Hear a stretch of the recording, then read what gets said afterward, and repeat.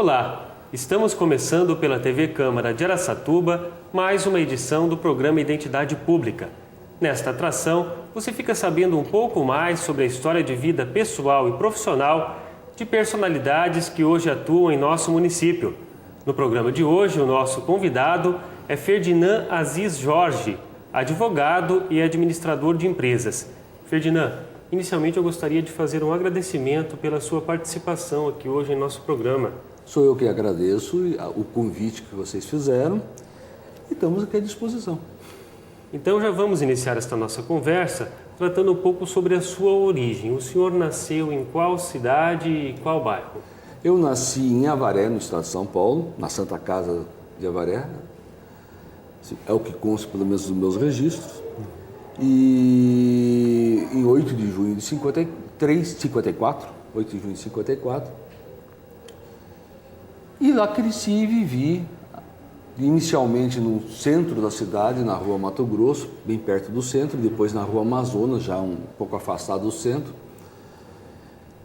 E vivi em Avaré quase até os 11 anos de idade, quando vim para Araçatuba. Sei. Quais são as principais recordações que você tem dessa época lá? Olha, de Avaré, a principal recordação, que é 3 quarteirões da minha casa, no fundo tinha um bosque muito bonito de eucalipto, que era no Horto Florestal de Avaré, que foi derrubado para lá ser construído o que é hoje a penitenciária de Avaré. Então, e nessa penitenciária, atrás tinha um campinho de futebol, onde a gente jogava bola. Um dia, numa discussão com um cara maior, eu subi nos andaimes dessa penitenciária, que não existiam as tábuas, só existia a estrutura. Eu fui subindo e, a hora de chegar lá em cima, a máquina que estava fazendo a passarela do muro da penitenciária ligou. Naquela época os vibradores de concreto eram muito fortes. Eu levei uma vibração, quase um choque, larguei e eu despenquei lá de cima no chão e quebrei o braço. Né? Então eu fui o primeiro a cair do muro da penitenciária de Avaré. Ok. E quais eram as profissões dos seus pais? O que eles faziam? Meu pai, inicialmente na minha vida, ele era dono de bar. Não, inicialmente mesmo ele era vendedor de uma firma chamada Gloriatex, que era da Matarazzo, e ele era encarregado de vender tecidos da Matarazzo na Alta Sorocabana. Depois ele foi dono de bar, ele foi corretor, e aí ele começou a voltar para uma profissão que ele tinha antes de conhecer minha mãe, que era ser jornalista. Ele já tinha feito um jornalzinho antes. Quando ele tinha lá seus 19, 20 anos de idade, ele já tinha feito um jornalzinho chamado Filhote de Jurupoca, muito parecido com esses jornaizinhos Sorrisos que existem hoje, correndo aí por Araçatuba. Sim. E ele vivia de propaganda, né? Ele voltou então a dirigir o jornal O Avaré na época. Ok, bom, a profissão da sua mãe era do lar. Eram quantos irmãos na família? Quantos filhos? Olha, na família sou eu e mais 2. Então, minha irmã, que também é jornalista, administradora de empresa, meu irmão caçula, que é jornalista, administrador de empresa, bacharel em Direito. E a família quase toda está no ramo, né? Ok. Ferdinand, em relação à sua época escolar, o senhor cursou as primeiras séries lá em Avaré e depois veio para Araçatuba. Como que foi? As recordações que o senhor tem desse período? Eu fiz, na época que chamava de Jardim da Infância, pré-primário, primeiro grau em Avaré. Na época, para se passar para o que se chamava de ginasial, havia necessidade de fazer um curso de admissão, e eu fiz esse curso de admissão no Colégio Industrial em Avaré, né? E logo depois já vim para Araçatuba, então eu fui fazer o ginasial em Araçatuba, no Instituto de Educação Manuel Bento da Cruz. Sim. E desse período, quais são as principais lembranças que você tem dos eventos da escola, do Grêmio Estudantil? É um aspecto até cultural. O Avaré tinha um hábito nas festas públicas, por exemplo, todos os estudantes eram obrigados a desfilar e todo mundo tinha uniforme. Então tinha esse uniforme para frequentar a escola, tinha esse uniforme de educação física e tinha um uniforme social, que era para desfiles e essas cerimônias oficiais que existiam. E Avaré, quando se fazia um desfile, imagina uma escola com 3.000 alunos, saindo os 3.000 alunos para desfilar. E os professores de educação física eram encarregados de ensinar marchado direitinho, de permanecer em forma. Então isso era um espetáculo que impressionava, principalmente numa cidade de montanha. Você via a fanfarra chegando no palanque oficial e quase 5, 6 quarteirões para frente, ainda gente saindo em forma, em formação, desfilando. Sim. Isso era espetáculo. Araçatuba já não tinha essa tradição. Quando cheguei em Araçatuba, isso foi uma das primeiras coisas que eu notei. Araçatuba não tinha por tradição esse tipo de comemoração cívica. Né? Se desfilava também, mas só desfilava uma bandinha, era algo mais simples. Vamos dizer assim, um gato pingado de pessoas, não era um colégio inteiro saindo. Sei. E você na escola era um bom aluno, tirava boas notas, como era? Eu acho que sempre mais ou menos, eu sempre fui muito peralta quando garoto, mas ao mesmo tempo meio CDF, né? Como se dizia antigamente. Mas nunca muito bom de notas, não. Minhas notas sempre foram em torno de 6,5, 7, não que eu não tirasse 10, 9, era um aluno entre bom e regular. Bom e regular. Sei. Depois ocorre a sua escolha profissional. Qual área você optou por seguir? Olha, eu acho que eu segui o fluxo da correnteza. Eu comecei a trabalhar já em Avaré, nas empresas do meu pai. Minha primeira profissão que eu tive na vida foi jornaleiro, né? Tinha uma pastinha de couro que eu colocava no ombro, lá o jornal era semanal.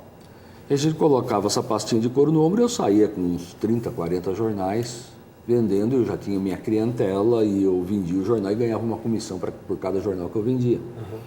E aí eu fui seguindo a correnteza. Quando vim para Araçatuba, houve um esforço até familiar de se trabalhar na empresa toda e eu também já comecei a trabalhar na empresa com 12 anos de idade e fui seguindo a corrente. Sim, depois você teve que escolher uma formação universitária. Aí eu escolhi pelo direito e administração da empresa. Que foram cursados no que hoje seria o Centro Universitário de Toledo, é isto? Quando eu fiz primeiro um curso técnico contador, que foi na Escola de Comércio Dom Pedro II em Araçatuba, antigo Dibão, né? Sim. Que hoje pertence também a Toledo, que foi mais tarde comprado pela Toledo. E depois eu fiz Direito na Toledo e Administração de Empresas na Toledo. Sim, e o fato de você ter começado a trabalhar desde cedo, desde a infância, desde a adolescência, isso foi importante para você? Foi um divertimento. Eu tinha um conhecimento para a idade que eu tinha diferente dos meus colegas.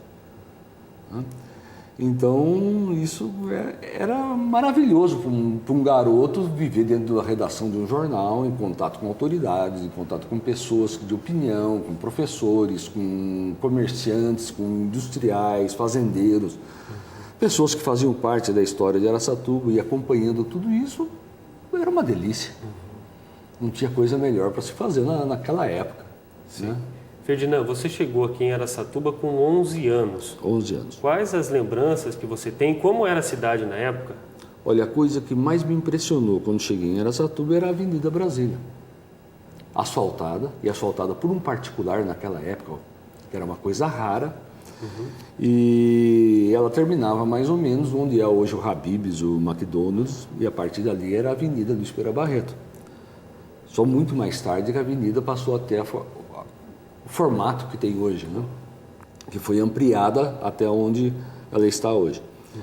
E era uma coisa maravilhosa você entrar numa cidade com uma avenida totalmente asfaltada. Isso aqui era uma fantástica, a cidade toda asfaltada. Araçatuba era uma cidade muito bonita de se ver naquela época. Era algo diferente você ter uma cidade iniciada por uma avenida na época?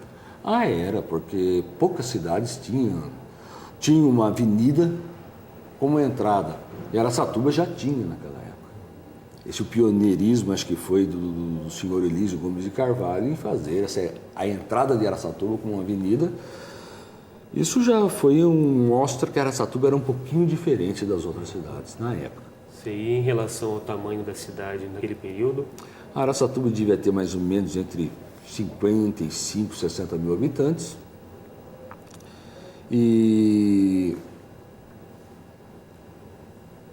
Mas era uma cidade assim pujante, ela era, como se fala assim, uma cidade que fervia.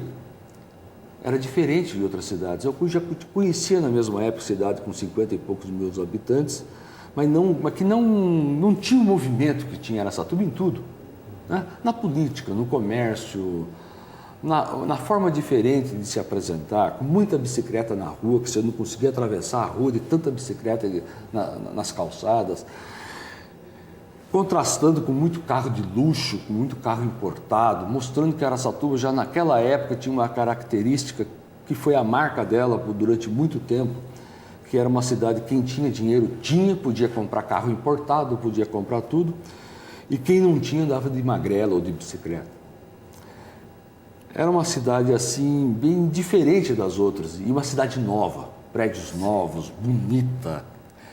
Então, árvores bem podadas, era uma cidade que quando você entrava, você ficava encantado com ela. Sim, em relação à vida cultural da cidade. Araçatuba sempre teve um aspecto cultural interessante e ao mesmo tempo perverso. Sim. Porque o aspecto cultural de Araçatuba veio de uma tradição que Araçatuba teve no passado, antes de eu chegar em Araçatuba. E antes de eu chegar em Araçatuba era famosa por peças de teatros que não chegavam a ser exibidas nem em São Paulo, que eram usadas demais para serem exibidas em São Paulo. E era exibida em Araçatuba e talvez só na capital, no Rio de Janeiro, né?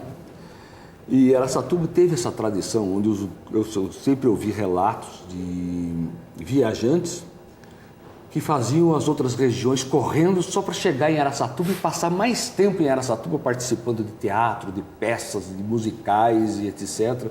Porque Araçatuba teve um período, segundo consta nos anos 50, onde isso foi o auge de Araçatuba.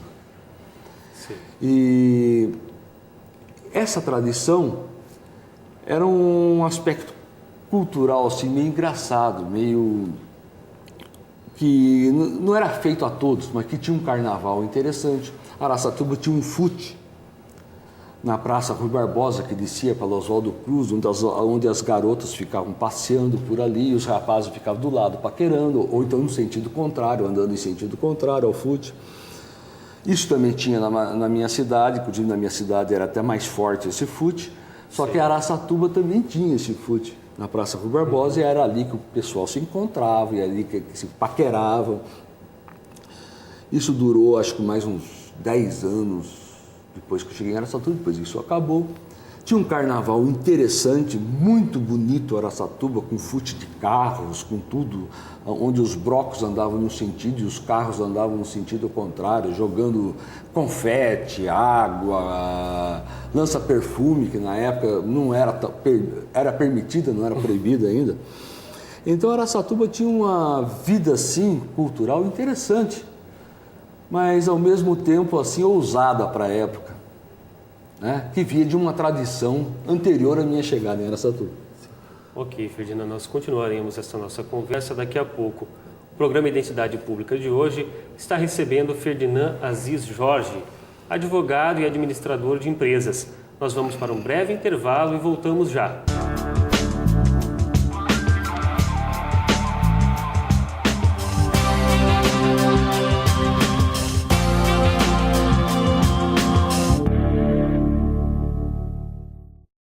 Tem dois jeitos de conter as mudanças climáticas. O primeiro jeito, você se torna um cara popular, inicia uma carreira política meteórica, se candidata a cargos públicos, é eleito presidente, transforma o país numa superpotência. E aí, convence os outros países a parar de poluir o planeta. E o segundo jeito de conter as mudanças climáticas?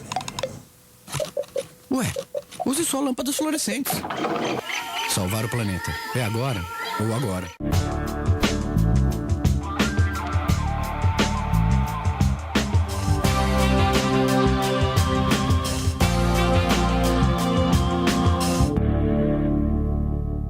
Estamos de volta com o programa Identidade Pública, que hoje recebe Ferdinand Aziz Jorge, advogado e administrador de empresas. Ferdinand, nós terminamos a primeira parte da entrevista falando um pouco sobre a vida cultural de Araçatuba. Eu gostaria que você falasse um pouco sobre teatros e cinema naquele período. Olha, quando eu cheguei em Araçatuba, Araçatuba tinha 2 cinemas. o Cine São Francisco e o Cine que ficava na Princesa Isabel, onde hoje é o Ponto Frio, e o Cine Bandeirantes, que ficava na Rua Oswaldo Cruz. Depois disso foi aumentando, foi construído o Cine Piduti de Araçatuba, o Cine Paraíso, o Cine São João, né? E teatros, lá pelos anos 70, foi que começou a ser construído em Araçatuba, os teatros, onde hoje acho que é o Carlos Gomes, antigamente era o Intec, né? Depois o Teatro Municipal de Araçatuba, que leva até o nome do meu pai, Paulo Alcides Jorge. Mais tarde teve o Teatro Floriano Camargo, João Arruda Brasil, que ficou no lugar do Cine São João, quando o Cine São João fechou. Então, o teatro mesmo, a configuração do teatro é uma coisa bem depois de Araçatuba. Mas o que valia na época era cinema mesmo, e era onde o pessoal frequentava, e era um fim de semana, era uma festa, toda aquela quantidade de gente na frente do Cine São Francisco para poder assistir um filme. Uhum. Sim, bom, uma outra questão que eu gostaria que a gente comentasse é a respeito do jornal A Comarca, do qual seu pai foi um dos sócios. Em que consistia esse jornal? Quantos jornais existiam na época? Olha, naquela época existia a Tribuna da Noroeste e o jornal A Comarca. O jornal A Comarca foi um dos primeiros jornais de Araçatuba, não foi o primeiro. O primeiro jornal de Araçatuba foi o Araçatuba, que durou muito pouco tempo e fechou. Em 11 de fevereiro de 1924, Manuel Ferreira Damião, que fundou o jornal A Comarca, foi ele também que fez a Associação Comercial de Araçatuba, e ele fundou o jornal A Comarca, foi dono por um longo período, que passaram por outros proprietários, como José João Abdala, e foi parar depois na mão da Santos e Santos Publicidade, uma firma de São Paulo, que acabou trazendo meu pai para Araçatuba em 1966. Meu pai veio no finalzinho de 65 conhecer Araçatuba, e a situação do jornal na época estava bem difícil. Meu pai já foi nomeado diretor do jornal, um pequeno período, e esse pequeno período ele foi empregado, depois foi arrendatário, depois acabou comprando o jornal A Comarca. Sei. Qual era a linha editorial desse jornal, Ferdinando? A linha editorial desse jornal era dar preferência ao que acontecia em Araçatuba. Meu pai sempre dizia que era mais importante um cachorro morto na frente da redação do jornal do que a morte de uma pessoa importante no Brasil. Porque as notícias de grande monta que acontecia no país, qualquer jornal grande dava. A Folha de São Paulo, o Diário de São Paulo, o Estadão dava. Agora, notícia de Araçatuba, só o jornal A Comarca dava. Então, era importante priorizar sempre o que acontecia em Araçatuba. A prioridade era Araçatuba. Bom, você desde pequeno teve essa vivência no ambiente jornalístico. Eu gostaria que você relatasse um pouco para o telespectador tomar conhecimento sobre quais foram as principais campanhas encampadas pelo jornal aqui na cidade. Olha, a primeira que eu vi quando cheguei, não quer dizer que tenha sido a mais importante e nem que não houveram campanhas antes. Sim. A primeira que eu vi foi quando nós fomos buscar uma autoridade no Aeroporto Internacional de Araçatuba. Inclusive eu conheci o Aeroporto Internacional de Araçatuba, que era fantástico e é até hoje. E isso já era quando Araçatuba tinha 50 mil habitantes, é o mesmo prédio, a mesma pista, praticamente. Ela só foi a pista foi aumentada um pouquinho, mas é a mesma pista. E acabava o asfalto na Rua do Fica, na altura do Bosque, mais ou menos. E a partir dali era poeira. E quando chegava uma autoridade, vinha aquela carreata, levantava um poeirão e todo mundo comia poeira. Então a reclamação do momento na época era o asfaltamento da vicinal que ligava Araçatuba até o aeroporto.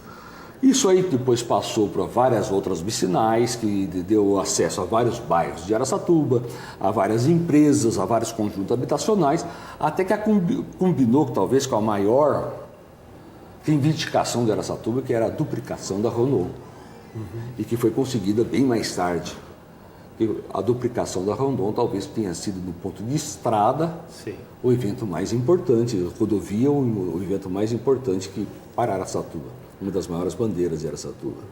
Sim, e em relação à retirada da linha férrea da cidade, como foi? A linha férrea da cidade, a primeira campanha que eu vi que teve vulto, que já na consequência para se conseguir tirar a linha férrea, foi a campanha contra o Pontilhão da Vergonha, que ficava na Rua Prudente de Moraes, que nada mais era do que uma passarela de madeira sobre os trilhos da estrada de ferro. Ali tinha um muro que bloqueava a passagem, então tinha essa passarela. E fizeram tanta campanha que o pontilhão foi derrubado. E depois demorou muitos anos até onde se conseguiu tirar de uma vez por todos os trilhos do centro da cidade, que dividia economicamente Araçatuba em duas. Sim. Né? Os imóveis abaixo do trilho valiam menos, os imóveis acima do trilho valiam mais e coisas desse tipo. E a retirada do trilho talvez foi um dos maiores eventos que aconteceu em Araçatuba. Permitiu construir a Avenida dos Araçás, a Avenida Mário Covas, a Avenida Valdemar Alves, que estava no ramal de Luzanvira. Mas até a retirada dos trilhos foi uma campanha muito longa e o pessoal tinha que dar a volta, tinha que ou vir pela Rua Bandeirantes para poder atravessar o trilho, ou então ia até a Duque de Caxias para conseguir atravessar. Aumentava o percurso. Aumentava o percurso do pedestre. Derrubaram o pontilhão e não puseram nada no lugar. Essa é a realidade. Sim. E daí, Ferdinando, como foi o processo que culminou com o desaparecimento do jornal A Comarca? Olha, o jornal A Comarca, houve uma certa época que ele foi dirigido por dois primos meus e meu irmão caçula, e houve uma época que eu assumi. Quando eu assumi o jornal A Comarca, logo depois também assumiu Fernando Collor de Mello como presidente do Brasil. Sim. E que deixou todo mundo com R$50 na poupança. Aí o jornal A Comarca começou a passar por um processo de perda de assinantes muito grande. E quando foi em 93 eu vendi o jornal para um cidadão aqui de Araçatuba, que em 97 ele encerrou as atividades do jornal. Sei, bom, faz mais de 40 anos que o senhor vive, faz mais de 40 anos que você vive aqui na cidade. Quais são as atuais atividades que desenvolve? Hoje eu sou advogado e vivo praticamente da advocacia. Mas até chegar a ser advogado, eu já fui diretor de jornal, cheguei até a ser diretor administrativo do jornal A Comarca, fui diretor-presidente de outra empresa, trabalhei na Procuradoria do Estado como estagiário, fui diretor aqui da Câmara Municipal de Araçatuba, do Departamento Jurídico. Nesse caso em específico, como foi essa experiência para a sua vida? É interessante, é uma coisa, eu peguei o final, na direção praticamente o final do mandato do Dunga, e sempre final de mandato é uma coisa muito quente, acontecem muitas coisas, então foi uma experiência bastante interessante. Sim. Atualmente, a seu ver, quais são os caminhos para o desenvolvimento da cidade de Araçatuba? Você que acompanhou todo esse processo? Eu acho que agora Araçatuba vai partir para aquilo que é uma cidade grande, na verdade, na verdadeira acepção da palavra. Logo, logo nós já vamos ter mais do que, e acho que não vai nem uma década para isso, para ter mais de 200 mil eleitores, onde nas eleições já vão passar a ter segundo turno. Hoje estamos na metade, já um pouquinho mais da metade desse caminho. Então vai começar a virar aquela cidade meio, e já está virando uma cidade meio impessoal, né? É uma cidade que cresce independentemente da vontade pessoal das pessoas. Enquanto antigamente era uma luta de um grupo de pessoas ou de uma determinada pessoa para se atingir um determinado objetivo, hoje esses objetivos já se alcançam naturalmente com o crescimento natural da cidade, né? Bom, nós estamos aqui na Câmara de Vereadores, um local onde os vereadores aprovam projetos que fazem diferença na vida da população. Na sua opinião, qual a importância de se acompanhar o trabalho legislativo? Olha, o poder legislativo sempre me encantou. Desde quando a Câmara era na Praça Rui Barbosa, o trabalho legislativo sempre me encantou, porque aqui, efetivamente, acontece a democracia, né? A democracia se expressa praticamente naquela vontade da maioria, como se diz, né? Se expressa no legislativo. Veja, quando você elege um prefeito, só 4 anos depois que você pode, na urna, julgar o trabalho desse prefeito. Mesma coisa quando você elege um governador, um presidente, né? E no legislativo não. No legislativo, essa fiscalização é permanente. A vontade da maioria é sempre. Você pode eleger um presidente da Câmara por vontade da maioria. Se depois esse presidente, no correr do curso, ele já não fizer mais a vontade da maioria, ele pode ser retirado. Então, no legislativo, seja ele municipal, estadual, federal, até mesmo no Senado, essa democracia funciona. Sim. Ou você está com a maioria, ou então você está fora do processo. Então, é uma coisa que encanta. Sempre porque é uma medida de força política que sempre vai se conseguir o equilíbrio nessa maioria. Sim, e você acha que a participação da população tem aumentado? Eu acho que de uns tempos para cá, e vou ser bem franco, eu acho que desde o Fernando Collor de Mello, passou a ter, por parte da população, um certo interesse maior na política. Porque antigamente, o que a gente sentia era o seguinte, que para a população, a política era uma coisa assim, nós aqui e eles lá. Distante. Distante. Nós não temos nada a ver com isso. Quando Fernando Collor mexeu com a base econômica do país, então até as pessoas mais humildes, elas começaram a perceber que a política era importante, inclusive, para elas. Ou seja, que da correia, do couro saia a correia, ou seja, que a coisa podia piorar. Foi um período onde a gente viu pedreiro sem emprego, servente de pedreiro sem emprego. Quer dizer, é uma situação que atingiu a todos como um todo. Então, daí acho que a população começou a perceber que deveria prestar mais atenção na política e começou a participar mais do que acontece politicamente no país como um todo. E Araçatuba também, lógico. Bom, Ferdinand, nós já estamos nos aproximando de momentos finais da entrevista. Gostaria que você falasse um pouco mais sobre alguma outra atividade que desenvolve fora do período do trabalho, também sobre as suas considerações sobre a sua participação aqui hoje. Olha, eu fico feliz de estar participando aqui. Eu acho que fora daqui minhas atividades é aquela já de um Tereso Batista cansado de guerra, né? Que trabalha e vai para casa, assistir televisão, dormir, descansar. Sem muita atividade, eu como participei muito de tudo que aconteceu em Araçatuba, hoje eu gosto muito de ficar em casa, de curtir televisão, de curtir minha casa. Não gosto de participar muito, já fiz demais isso. E o que eu espero para Araçatuba como um todo é que ela continue crescendo e proporcionando aos seus habitantes uma condição de vida sempre fantástica. Eu acho que Araçatuba sempre foi privilegiada. Ela sempre ofereceu mais do que outras cidades ofereciam aos seus habitantes. Ela conseguiu oferecer faculdades de qualidade. Hoje nós temos aí Unip, Toledo, Salesiano, a Fundação. Ela consegue fornecer a parte um pouco mais difícil de Araçatuba, e sempre foi assim, talvez precisar de um pouquinho mais de indústrias para poder oferecer um emprego, uma quantidade de emprego um pouco maior, mas fora isso, Araçatuba sempre deu aos seus habitantes condições maravilhosas para se viver nela, apesar do calor. Ok, Ferdinand. Mais uma vez, então, eu agradeço pela sua participação.